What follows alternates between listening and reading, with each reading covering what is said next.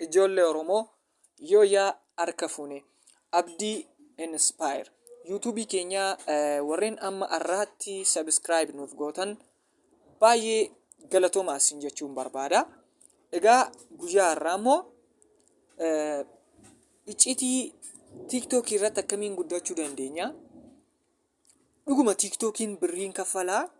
Tiiktookii irratti immoo namoonni maal argataa jiru kan jedhu yaadaan qabuun isin duukaasaa jechaadha.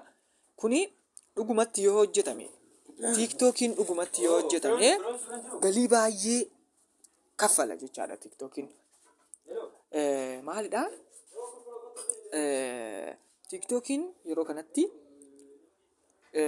ji'aan torbeetiin torbee lamaan galii hedduu kaffalaa jira jechaadha namaaf. So kan argachuuf isin immoo maal gochuu qabdu?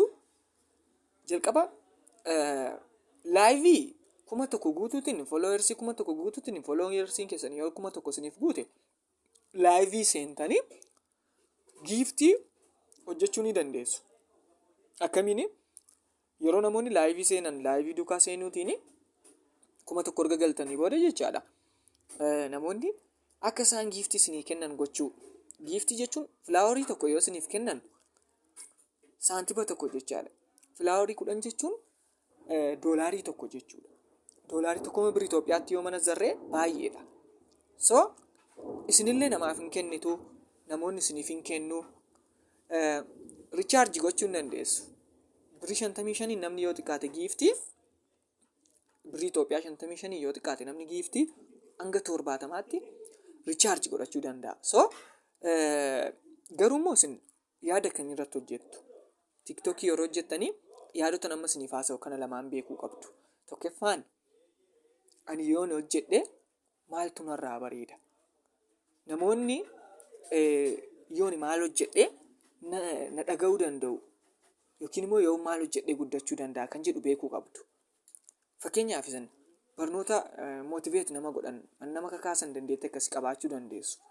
Baacoo danda'uu dandeessu. Dandeettii baay'ee qaba dhalli namaa. Dhalli namaa dandeettii baay'ee qaba. Baacoo ta'uu danda'a.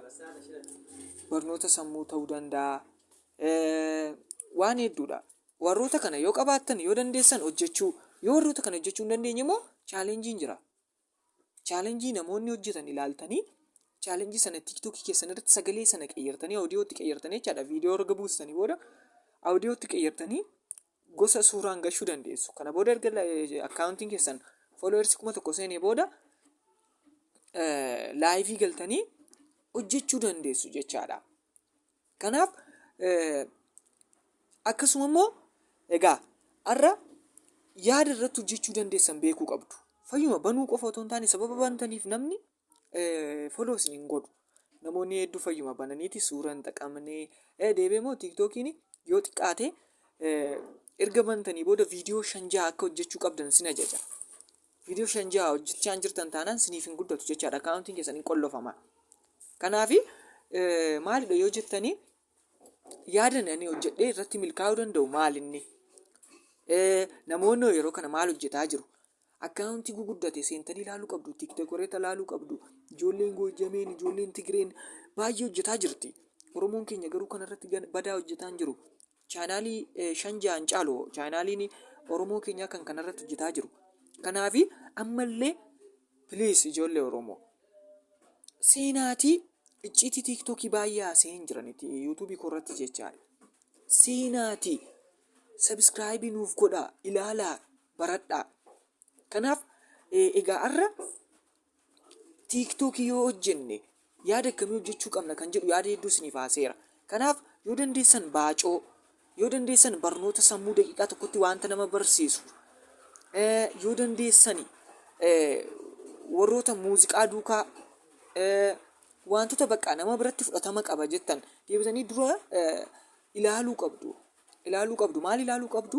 Tiiktookeroonni guddatan maal hojjetaniiti? Tiiktookerii guguddoo ilaaltanii irraa barachuu qabdu jechaadha. Irraa ilaaltaniiti jalqabuu qabdu fayyuma banuu otoo hin taane. Erga bantanii maqaa ittiin bantanillee xinqaaqee godhuu qabdu. Maqaa namni search godhee argatu ta'uu qaba.